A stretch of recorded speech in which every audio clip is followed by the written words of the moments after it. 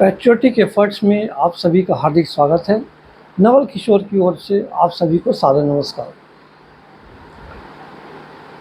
आज हम जीवन के एक विशेष पहलू पर चर्चा करने जा रहे हैं और हमारे वैदिक काल से ही जो हमारे ऋषि मुनि रहे हैं उन्होंने जीवन को दुखमय बताया है, यानी जीवन में दुख ही दुख है। उनका तो यहाँ तक मानना था कि जीव जब गर्भ में स्थापित होता है तब से लेकर मृत्यु तक वह पूरी तरह दुखों से घिरा हुआ रहता है, बाहर से भी और अंदर से भी दुखों से भरा हुआ रहता है। इन दुखों के निवारण के लिए उन्होंने यहाँ तक कहा है कि 84 लाख योनियों के जीवन चक्र को पार करने के बाद मानव जीवन मिलता है, जिसका प्रमुख उद्देश्य जन्म और मृत्यु का जो भंवर है, जिसको संसार कहते हैं, उससे मुक्ति पाना है, जिस मुक्ति को अध्यात्म की भाषा में मोक्ष भी कहते हैं।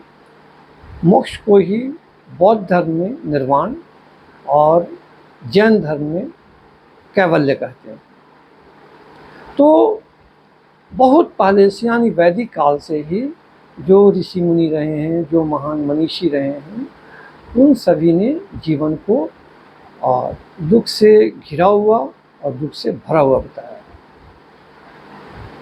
अब आते हैं गौतम बुद्ध पर। राजकुमार सिद्धार्थ को उनके परिवार ने सभी भौतिक सुखों से घेर कर रखा हुआ था, लेकिन वे एक अति संवेदनशील व्यक्ति थे। उन्होंने 3 दृश्य देखे। एक शव को देखा, यानी मृत व्यक्ति को देखा।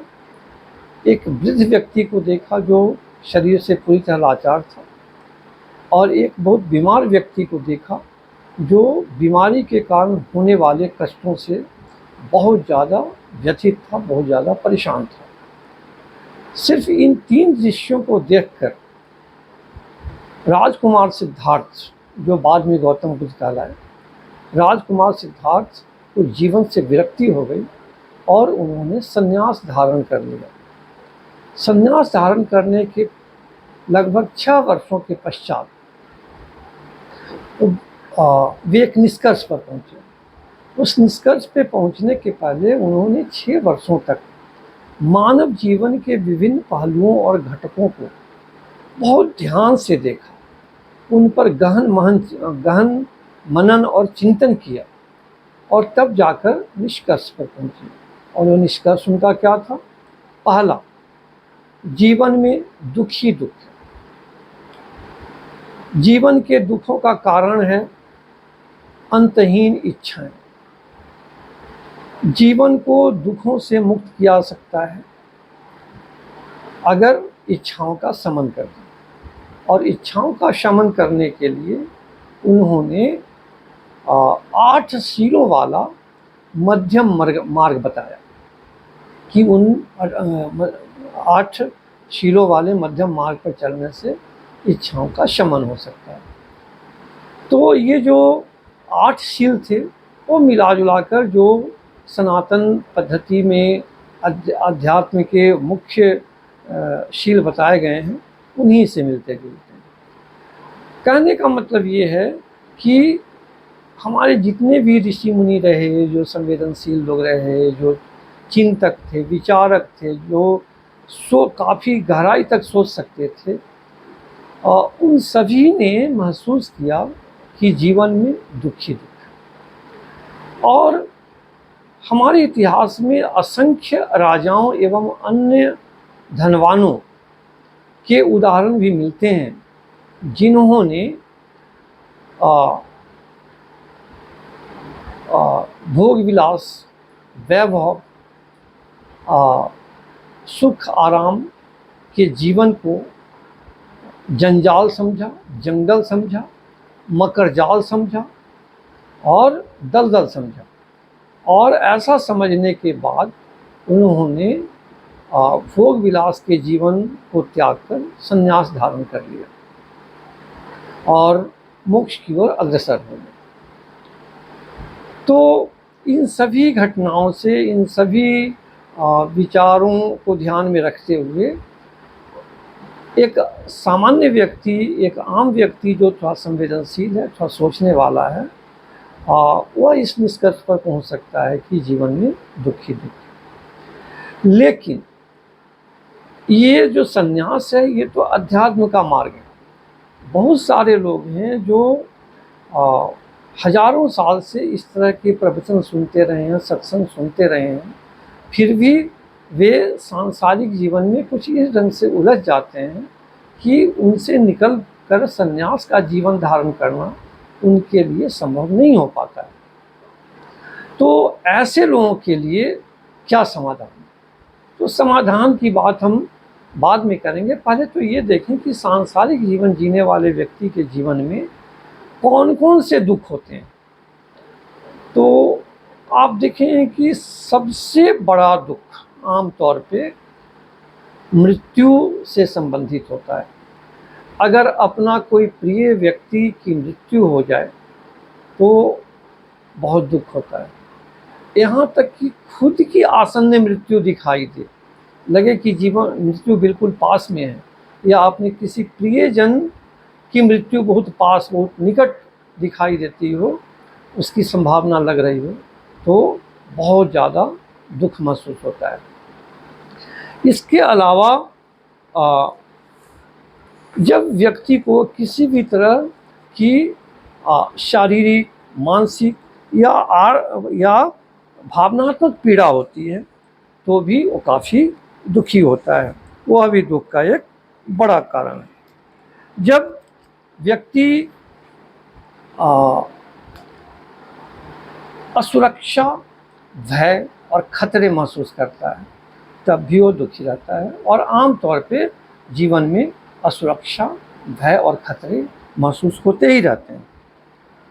इच्छा पूरी ना होना, कहते हैं कि इच्छाएं कभी खत्म नहीं होती। एक इच्छा पूरी होती है तो दूसरी इच्छा, उससे बड़ी इच्छा तैयार हो जाती है। वो इच्छा पूरी होती है तो उससे भी बड़ी इच्छा तैयार हो जाती है। तो इच्छाएं पूरी होती नहीं है और उसकी वजह से मनुष्य दुखी महसूस करता है। असफल होना, जब आप किसी काम में लगते हैं, कुछ पाने की कोशिश करते हैं, कुछ न खोने की कोशिश करते हैं और उसमें जब आप असफल होते हैं तो वो उससे काफ़ी दुख महसूस होता है। शारीरिक, पारिवारिक, आर्थिक हानियाँ एवं अन्य तरह की हानियाँ, जब शरीर को किसी तरह की हानि हो जाए, कोई अंग खत्म हो जाए या वो निर्बल हो जाए, जैसे कि आँखें चली जाएं या हाथ पैर चले जाएं, काम न करें, तो ये शारीरिक हानि है। परिवार में किसी के साथ ऐसा कुछ हो जाए, वो बहुत बुरी तरह बीमार हो जाए, असाध्य रोग से ग्रसित हो जाए या उसका कोई अंग भंग हो जाए तो भी काफ़ी दुख होता है। अगर कोई आर्थिक नुकसान हो जाए, चोरी हो जाए, डकैती हो जाए या किसी हादसे के कारण या किसी प्राकृतिक आपदा के कारण घर टूट जाए, तो इस तरह का कोई भी जो आर्थिक हानि होती है उससे भी काफ़ी दुख होता है। इसके अलावा भी और तरह की कई हानियाँ होती हैं जो व्यक्ति महसूस करता है अपने जीवन में। किसी भी तरह का अभाव दुख देता है।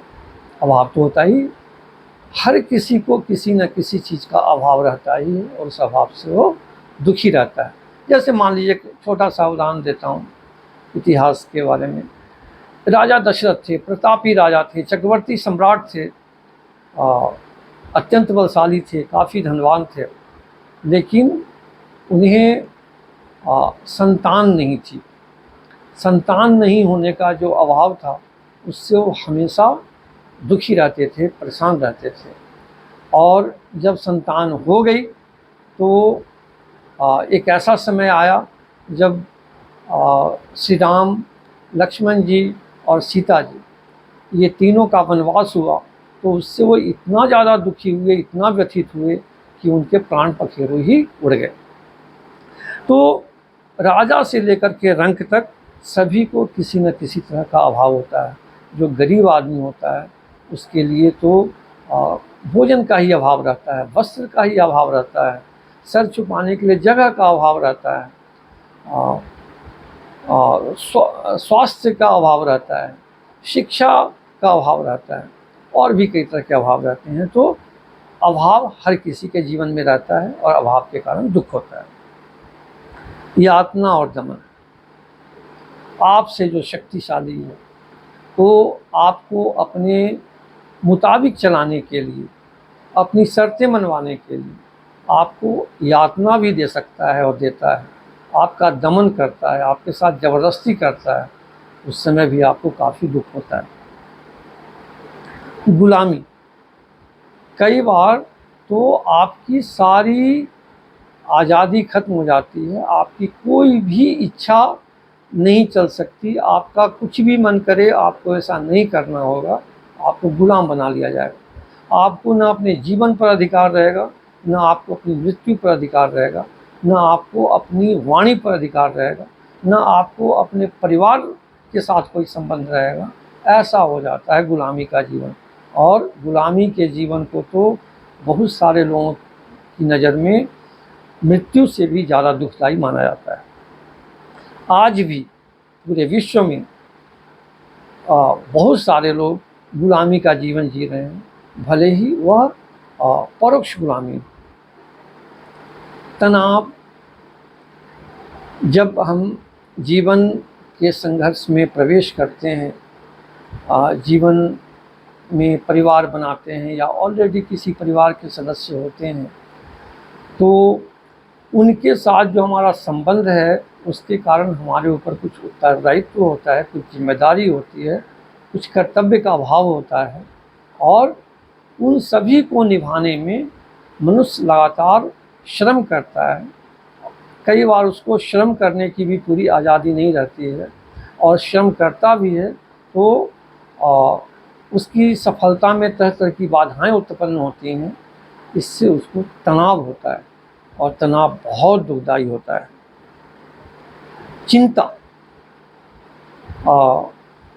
खुद को लेकर, अपने परिवार को लेकर, अपने प्रियजनों को लेकर, अपने समूह को लेकर, अपने समाज को लेकर, अपने राष्ट्र को लेकर, अपनी विचारधारा को लेकर मनुष्य अक्सर चिंतित रहता है कि पता नहीं भविष्य में क्या होने वाला है, इन सब का अस्तित्व रहेगा भी या नहीं, या ये किस रूप में रहेंगे। तो इन बातों को लेकर लगातार चिंता रहती है, और यह चिंता कभी कभी इतनी बढ़ जाती है कि मनुष्य अवसाद में चला जाता है, और अवसाद में पहुंचने के बाद आत्महत्या तक की भी संभावना बन जाती है। पक्षपात, जब आप और कोई और है, आप दोनों किसी चीज़ के लिए समान रूप से उम्मीदवार हैं, आपकी प्रतिभा बराबर है या शायद ज़्यादा ही हो, आप में योग्यता ज़्यादा है, लेकिन फिर भी पक्षपात करके आपको दरकिनार कर दिया जाता है, और कम प्रतिभाशील व्यक्ति, कम योग्यता वाले व्यक्ति को जब किसी भी अवसर में प्रश्रय दिया जाता है, उसको ले लिया जाता है, उसको सुविधा मिल जाती है, तो उस समय आपको बहुत ज़्यादा दुख होता है, बहुत ज़्यादा कष्ट होता है। यहाँ तक कि अगर एक ही परिवार में दो सिबलिंग हैं, यानी भाई भाई हों या भाई बहन हों या दो बहनें हों, और माता पिता में से कोई भी एक को ज़्यादा महत्व देता है, दूसरे को कम महत्व देता है, तो यह पक्षपात कहलाएगा, और इस पक्षपात से भी बहुत ज़्यादा दुख होता है। उपेक्षा, जब आपकी कोई उपेक्षा करे, जो अपनापन आपको मिलना चाहिए किसी से, वह अपनापन न मिले, या पहले से अपनापन मिल रहा है और अब आपकी उपेक्षा हो रही है, तो यह उपेक्षा बहुत काटती है अंदर ही अंदर। इंसान बर्दाश्त नहीं कर पाता है, इतना दुख होता है, और कई बार तो उस उपेक्षा के कारण व्यक्ति आत्मघात तक भी कर लेता है। जब जीवन एक संघर्ष है, निरंतर संघर्ष में रहता है, आदमी एक एक दाने के लिए संघर्ष करता है, एक एक धागे के लिए संघर्ष करता है, एक एक तिनके के लिए संघर्ष करता है, तो उसमें स्पर्धाएं आ जाती हैं। आपके उस एक दाने पर भी दूसरे की नज़र रहती है कि हम उसको हड़प लें, आपके एक धागे पर भी दूसरे की नज़र रहती है कि ये धागा मैं ले लूँ, आपके घर बनाने के लिए एक तिनके पर भी दूसरे की नज़र रहती है, कोशिश रहती है कि मैं ये तिनका इससे छीन करके अपने घर में लगा लूँ। ऐसे संघर्षपूर्ण स्थिति में आप अपने आप को हमेशा दुखी महसूस करते हैं। हालांकि दिलासा देते रहते हैं, ढाढ़स देते रहते हैं, धैर्य रखते हैं, उसके बावजूद भी इस निरंतर संघर्ष के कारण आप हमेशा दुखी और परेशान रहते हैं। अगर कोई अपमानित कर दे, आपकी बेइज्जती कर दे, तो उस समय आप कितना दुख महसूस करते हैं, ये आप अच्छी तरह समझते हैं। अपमान यानी बेइज्जती मनुष्य को बहुत दुख पहुंचाता है, और आम तौर पे जब कभी भी आप किसी के संपर्क में आते हैं और वह आपके प्रति अपमान दर्शाता है, आपकी बेइज्जती करता है, कुछ उल्टा बोल देता है, कुछ भला बुरा कह देता है, या और भी कई तरह से अपमानित और बेइज्जत कर देता है, तो उस समय आपको बहुत दुख होता है, और आमतौर पर ऐसा होता रहता है। धोखा, धोखा आमतौर पे अपने लोगों से ही मिलता है, जिस पर आप विश्वास करते हैं। जिस पर विश्वास करेंगे वही विश्वासघात करेगा, और विश्वासघात को ही सामान्य बोलचाल की भाषा में धोखा बोलते हैं। धोखा मिलने पर बहुत ज़्यादा कष्ट होता है, बहुत ज़्यादा दुख होता है। अगर कोई आपके प्रति द्वेष रखता है, आपका हमेशा बुरा चाहता है और आपका बुरा करने की कोशिश में लगा रहता है, तब भी आपको बहुत दुख होता है। अगर कोई आपके प्रति शत्रुता का भाव रखता है, यदा कदा जब भी मौका मिलता है आपको हानि पहुंचाने की कोशिश करता है, आपके परिवार को हानि पहुंचाने की कोशिश करता है, आपके देश को, आपके समाज को, आपके समुदाय को हानि पहुंचाने की कोशिश करता रहता है, तो उस समय आप दुखी रहते हैं। हो सकता है कि उस समय आपके अंदर प्रतिशोध की ज्वाला पनपे, तो प्रतिशोध की ज्वाला भी इंसान को अंदर ही अंदर जलाती है, दुख देती है, कष्ट और पीड़ा देती है। हीनता, जब आप अपने आप को किसी भी मामले में किसी से हीन महसूस करते हैं, तो आपको बहुत दुख होता है। कोई आपसे ज़्यादा शारीरिक बल रखता है, कोई आपसे ज़्यादा सुंदर है, कोई आपसे ज़्यादा धनवान है, कोई आपसे ज़्यादा ऊंचे पद पर है, किसी को आपसे ज़्यादा प्रतिष्ठा और सम्मान मिलता है, तो उस समय आप अपने को हीन महसूस करते हैं और हीनता बहुत दुख देती है। हार, संघर्ष होता रहता है जीवन में, और वह कई बार हिंसक रूप धारण कर लेता है, जिसको हम लड़ाई झगड़े कहते हैं। जब लड़ाई झगड़े होते हैं, उसमें आपकी हार हो जाती है, तो उस हार में भी आपको बहुत दुख होता है। अगर आपकी जीत हो जाती है, तो वो क्षणिक जीत, क्षणिक खुशी होती है वो, लेकिन हार लंबे समय तक दुख देती है। जब आपके साथ अन्याय होता है, हालांकि किसी भी समाज में, समुदाय में, देश में न्याय की व्यवस्था रहती है, लेकिन व्यवहारिक तौर पर आपके साथ अक्सर अन्याय होता रहता है, और वह अन्याय आपको बहुत दुख देता है, आपको अंदर ही अंदर कुचलता रहता है। कई बार आप निर्दोष होते हैं, लेकिन अपने निर्दोष होने को आ, जो प्राधिकृत समूह होता है, जो प्राधिकृत पैनल होता है, उसके सामने में अपने आप को निर्दोष आप साबित नहीं कर पाते हैं तो आपको सज़ा मिलती है। और जब वो सज़ा मिलती है तो वो सज़ा भी आपको काफ़ी दुख देती है। आप दोषी होते हुए भी अगर सज़ा पाते हैं, मान लीजिए कि आपने चोरी की, आपको जेल भेज दिया गया, आपने हत्या की, आपको जेल भेज दिया गया, मृत्यु दंड दे दिया गया, तो वह भी तो दुख देता ही है ना। भले ही वो चोरी करने के पीछे जो भी कारण रहा हो, आपका लोभ रहा हो या आपकी मजबूरी रही हो, आपने किसी की हत्या की, वो आपने अपनी रक्षा के लिए, अपने परिवार की रक्षा के लिए, अपने बच्चों बच्चियों भाई बहनों की इज्जत बचाने के लिए हत्या की हो, लेकिन आप उसको वास्तविक स्थिति को नहीं प्रस्तुत कर पाते हैं कोर्ट के सामने में, न्यायालय के सामने में, और उसके कारण आप दोषी साबित होते हैं। न्यायालय की भी अपनी अलग प्रक्रिया है, वकीलों की अपनी बहस है, उसमें कई तरह के प्लस माइनस होते रहते हैं। तो कई बार आपको वो सज़ा मिल जाती है और उस सज़ा से भी आपको काफ़ी दुख होता है, दर्द होता है। तो शासन है, चाहे वो राजा का शासन हो या लोकतंत्र का शासन या तानाशाही का शासन, ये जो राजा होते हैं या तानाशाह होते हैं या लोकतंत्र में जो सत्ताधारी पक्ष होता है, वह कानून नियम अपने हिसाब से बनाता है, अपने फ़ायदे के लिए बनाता है, और आम जनता के लिए, सामान्य लोगों के लिए हो सकता है कि वह कानून बोझ बन जाए और उस कानून को तोड़कर जीने के लिए ही आप मजबूर हो जाएं। तो ऐसा शासन आपको दुखी तो देता है, ऐसे जो नियम हैं वो आपको दुखी तो देते हैं।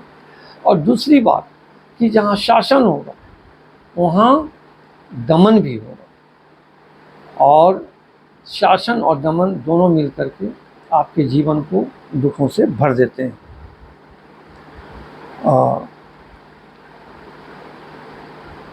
प्रशासन है, पुलिस है, सेना है, न्यायालय है, सब कुछ है, अपराध होते रहते हैं। अपराध हो जाने पर पुलिस उसको रोकने के लिए आगे बढ़ती है, उसको सज़ा दिलवाने के लिए, उसको अपराधी को पकड़ने के लिए आगे बढ़ती है, कभी कभी, हमेशा नहीं। अपराधी पकड़ में भी आ जाता है तो न्यायालय में उसको सज़ा मिलेगी कि नहीं, इसकी गारंटी नहीं रहती। तो आप अपराधों के, व्यावहारिक तौर पर आप अक्सर अपराधों के शिकार होते रहते हैं। कभी आपको या आपके अपने प्रियजन को घायल कर दिया जाता है अपराधियों के द्वारा, या आपके प्रियजन की हत्या कर दी जाती है, या आपका कुछ लूट लिया जाता है, आपका अपहरण कर लिया जाता है, या आपके परिवार के किसी बहन बेटी के साथ दुष्कर्म हो जाता है। तो ये सब अपराध होते रहते हैं, और इन अपराधों के कारण जो दुख होता है वही व्यक्ति जानता है जिसने अपराध को भोगा हो, अपराध से पीड़ित हुआ हो, अपराध का शिकार बना हो। हादसे भी होते रहते हैं, एक्सीडेंट्स। कुछ हादसे तो मानव निर्मित होते हैं और कुछ हादसे प्राकृतिक होते हैं। जैसे प्राकृतिक हादसे में जैसे बाढ़ आ गई, सूखा पड़ गया, भूकंप आ गया, सुनामी आ गई, बिजली गिर गई, लैंडस्लाइड हो गया। तो इस ढंग की जो प्राकृतिक आपदाएं हैं, इनसे बचा जा सकता है, बचने की कोशिश की जा सकती है। और अगर इसके चपेट में आ जाते हैं तो दुख तो होता ही है, लेकिन इससे कई गुना ज़्यादा दुख मानव निर्मित हादसों से होता है। आप रोड पर चल रहे हैं और कोई गलत ड्राइविंग करते हुए, रैश ड्राइविंग करते हुए आ रहा है और आपको कुचलता हुआ चला गया और आपकी मृत्यु हो जाती है, आपके प्रियजन की मृत्यु हो जाती है, तो उस समय जो दुख होता है वो असहनीय होता है। बीमारियाँ, हजारों तरह की बीमारियाँ आज मानव प्रजाति को अपने चपेट में लिए हुए है। इनमें से बहुत सारी बीमारियां हैं जो घातक हैं, जानलेवा हैं। बहुत सारी हैं जो असाध्य हैं, यानी उनका इलाज नहीं हो सकता, उनके साथ जीना पड़ता है। तो चाहे बीमारी छोटी हो, मध्यम श्रेणी की या बड़ी हो, जब बीमारी होती है तो शरीर को परेशानी होती है। अगर अपने किसी प्रियजन को ऐसी बीमारी हो गई है तो भी दुख होता है, परेशानी होती है। इस ढंग से बीमारियों से भी हम लगातार पीड़ित रहते हैं और दुखी रहते हैं। युद्ध, पहले के ज़माने में राजाओं के बीच युद्ध होते थे और लाशों का अंबार लग जाता था। जब से आ, आ, इस्लामिक इन्वेजन हुआ इंडिया पर, तब से लाशों के अंबार लगने के साथ साथ महिलाओं के साथ बहुत बड़े स्तर पर सामूहिक रूप से दुष्कर्म होते थे और उनके शरीर के साथ तरह तरह का अत्याचार होता था और अंत में उनको टुकड़े टुकड़े करके फेंक दिए जाते थे। तो ये जो युद्ध होते थे, इन युद्ध में आप सीधे न भी हों, लेकिन उसकी विभीषिका को सुनकर, उसमें जो कुछ भी अमानवीय दुष्कृत्य हुए उनको सुनकर भी आपकी रूह कांप जाती है और लंबे समय तक आपके ऊपर उसका असर रहता है और आपका दिल दुखों से भरा हुआ रहता है। आज के समय में भी देखिए, जबकि पूरे दुनिया में मानवतावाद की बात हो रही है, लोकतंत्र की बात होती है, बहुत सारे देशों में लोकतंत्र है, उसके बावजूद भी शासकों का जो अहम है वो इतना ज़्यादा फुला हुआ है, इतना ज़्यादा प्रखर है कि वे युद्ध में अपने देश को शामिल कर देते हैं, जिसके कारण उनके देश की जो आर्थिक नुकसान जो होता है वो तो होता ही है। लाखों की संख्या में लोग मारे जाते हैं। First world war, second world war में लाखों लोग मारे गए थे, करोड़ों लोग मारे गए थे। आज भी रसिया और यूक्रेन के बीच जो युद्ध चल रहा है, उस युद्ध में दोनों तरफ से कितने कितने लाख लोग मर चुके हैं, इसकी गणना नहीं हो पाई है। लेकिन ऑफ कोर्स बहुत बड़ी संख्या में लोग मारे गए हैं, बहुत बड़ी संख्या में लोग घायल हुए हैं और अन्य पशु पक्षियों का जीवन भी समाप्त हुआ है। तो यह जो युद्ध है, यह युद्ध दुनिया में कोई व्यक्ति सुन रहा है जो थोड़ा भी संवेदनशील है तो उसका दिल, उसका हृदय दुखों से भरा हुआ है। प्राकृतिक आपदाएं होती हैं तो कभी सुनामी आ जाता है, उसमें हज़ारों लाख लोग मर जाते हैं, कभी अर्थक्वेक में हज़ारों लोग मर जाते हैं, कभी बाढ़ की विभीषिका होती है जिसमें गांव के गांव, शहर के शहर नष्ट हो जाते हैं। जो सीधे उसके शिकार होते हैं उनको तो दुख होता ही है, लेकिन जो दूर रहते हैं, सीधे शिकार नहीं हो रहे हैं उसके, उनको भी ये सब बातें सुन सुन करके दुख होता रहता है। तो इस संसार में असंख्य दुख हैं, उनमें से कुछ दुखों की चर्चा की है। आप इन सब को सुन करके कितना महसूस करते हैं कि मानव जीवन में कितना दुख है और यह दुख आपको कितना प्रभावित करता है, ये तो आप डिसाइड करें। फिलहाल मैं सिर्फ एक बात कहूँगा कि जीवन में, सांसारिक जीवन में जो भी दुख हैं, उनका एकमात्र कारण है कि अहम, निजता, असमानता, श्रेष्ठता, सबलता, शासन, स्पर्धा, विभाजन, भौतिकता यानी अंतहीन इच्छाएं और आवश्यकताएं, एवं प्रकृति अवहेलना पर आधारित जो सामाजिक, शासनिक और आर्थिक व्यवस्था है, वही व्यवस्था मनुष्य के सांसारिक जीवन के सारे दुखों के लिए जिम्मेदार है। अगर आप इस व्यवस्था को पलट देते हैं, उलट देते हैं, उसकी जगह पर एक ऐसी व्यवस्था काम करते हैं जिसमें सामूहिकता हो, समानता हो, सामंजस्य हो, सद्भावना हो, समरसता हो, परस्पर सम्मान हो, मानव गरिमा का सम्मान हो, परस्पर सहयोग हो। इन चीज़ों पर आधारित अगर हम सामाजिक, शासनिक, आर्थिक व्यवस्था बनाते हैं तो निश्चित रूप से सांसारिक जीवन के लगभग सारे दुखों से हम मुक्त हो सकते हैं। ऐसी व्यवस्था के लिए वही व्यक्ति आगे आ सकता है जिसमें अहम न हो, स्वार्थ न हो, लोभ न हो, अपना पराया का बोझ न हो, श्रेष्ठता का भाव न हो कि मैं श्रेष्ठ हूँ और दूसरा हीन है, सबलता का भाव न हो कि मैं सबल हूँ, मजबूत हूँ, दूसरा कमज़ोर है, इसलिए जो हीन है, जो निर्बल है, उसको हमारे अधीन रहना चाहिए या उसके ऊपर हमारा प्रभुत्व होना चाहिए। ये सब भाव न हो, अहंकार न हो, शासन करने की प्रवृत्ति नहीं हो, बल्कि उसकी जगह पर समस्त मानव जीवन का प्रबंध करने की इच्छा ही लोरे ले रही हो, तो किसी तरह का विभाजन न हो, यानी भेदभाव न हो कि मैं इस समूह का हूँ, दूसरा उस समूह का है, मैं गोरे समूह से हूँ, वह काले समूह से है, वह भूरे समूह से है, वह लंबा है, मैं लंबा हूँ, वह नाटा है। इस तरह का कुछ विभाजन ना हो, सारे इंसान को एक जैसा व्यवहार मिले, एक जैसा प्रेम और अपनापन मिले। ऐसी भावना रखने वाले जो लोग होंगे वो सब मिल करके